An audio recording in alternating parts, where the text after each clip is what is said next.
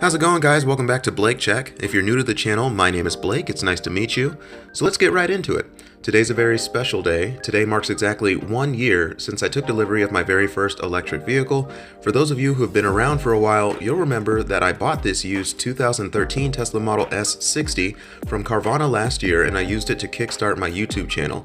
I'll link that delivery day video in the description below. If you haven't already, I highly recommend checking that out.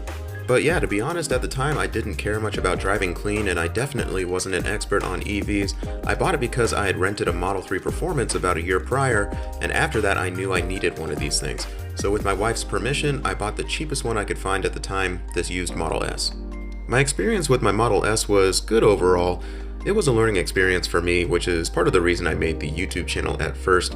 I figured new EV owners might want to learn from my mistakes.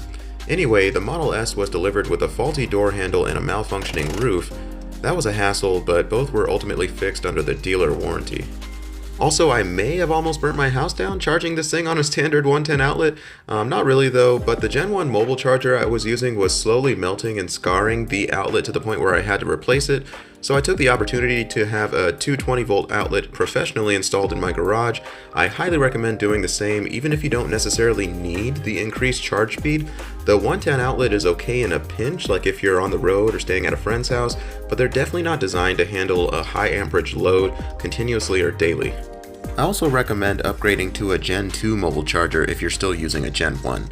The Gen 1 design isn't ideal as the head of the mate end is too long and brings the center of mass away from the wall, putting uneven tension on the connection point and potentially causing arcing, which at the very least is reducing your charging efficiency, but at the very most can pose an electrical fire hazard. The Gen 2 design is flush, which is better and safer. I made a video going over some of this in detail and it'll be linked in the description below.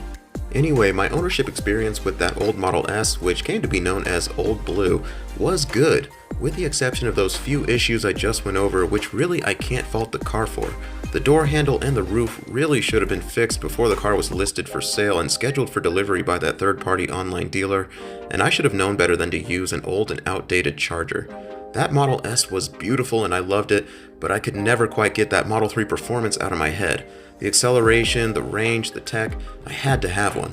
OG subscribers will remember that it wasn't long after starting my channel that I announced plans to buy my dream car, that very same Tesla Model 3 Performance.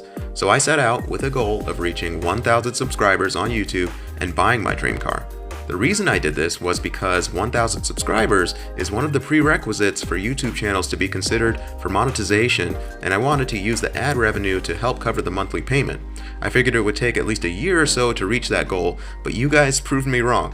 Just 6 months after announcing my plan, you guys helped me realize my dream. The past few months with my Model 3 Performance have been a whirlwind.